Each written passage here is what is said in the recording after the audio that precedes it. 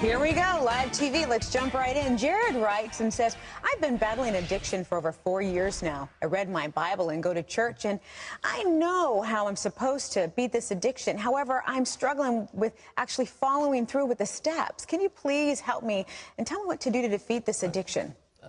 Jared, the problem is you are trying to fight the addiction yourself. Good word. You know, there's such a thing as, we were just talking about grace, you turn it over to the Lord. Let the Lord do it. You've got to submit everything about healing, everything about miracles is all by the grace of God. The Apostle Paul said, did you do that through the works of the Lord, the hearing of faith? It's faith. So you believe that God is going to set you free, and then you begin to praise Him and thank Him, and day by day. Now listen, as far as an addiction, you form a habit in 21 days.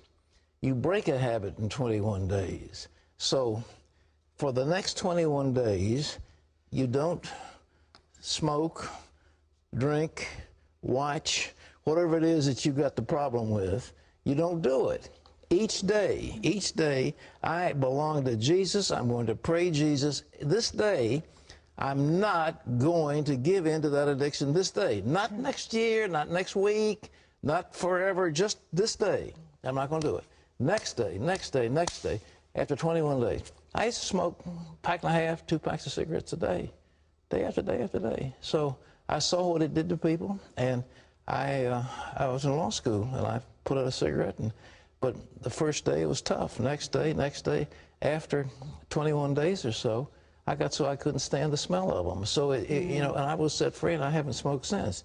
So that's the way it is. You get rid of the cigarettes, you get rid of the coke, the marijuana, the sex tapes, whatever it is that's bugging you, get them out of your sight, and then each day.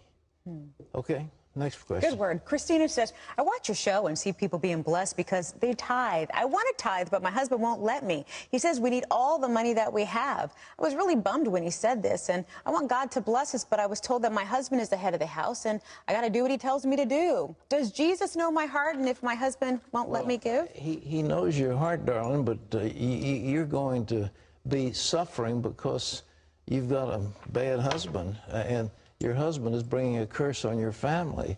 And so you might tell him, you watched this show and I said that he's bringing a curse on you, and maybe he'll listen, probably not, but he might.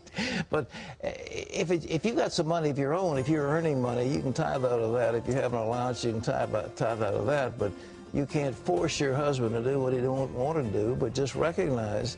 You remember Nabal, and his wife said, you know, his name is Folly and he's a fool, but, you know, you remember he was going to go after David.